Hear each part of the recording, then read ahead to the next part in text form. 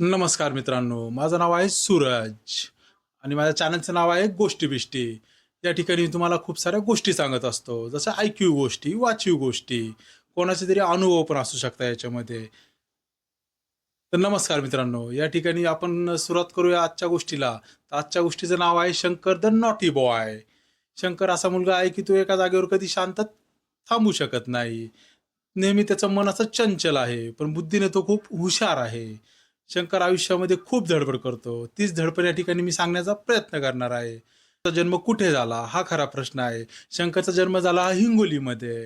हिंगोलीसारख्या एका छोट्याशा गावामध्ये शंकर जन्माला आला. त्या ठिकाणी मोठा झाला. शंकरनी 10वीला असताना कॉमर्सकडे जाण्याचा विचार करतो आणि ज्यावेळेस तो 10वी पास होतो, त्याच्यानंतर तो कॉमर्स निवडतो. कॉमर्स निवडल्यानंतर त्याच्या लक्षात येतं की एम-बी-ए नावाची एक गोष्ट आहे, ज्याच्यामध्ये खूप सारे स्किल्स त्याला शिकावे लागतील आणि एम-बी-एमधून मार्केटिंगमध्ये जाऊ शकतो आपण. शंकरच्या हे लक्षात येतं.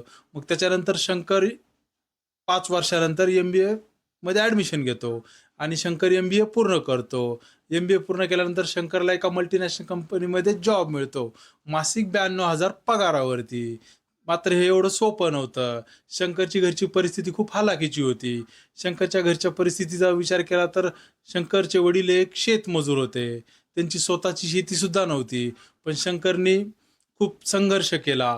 घरामध्ये पैशाची अडचण असताना देखील शंकर काम करून शिकण्याचं काम करत होता आणि शंकर असा शिकत राहिला आणि त्याने 5 वर्षामध्ये एम-बी-ए पूर्ण केलं आणि विशेष गोष्ट या ठिकाणी मी नक्की सांगेन, की ती म्हणजे शंकर एखादी गोष्ट शिकण्याचं म्हटला, कुठली गोष्ट लक्षात ठेवायचं म्हटला, तर शंकरच्या लगेच लक्षात राहते.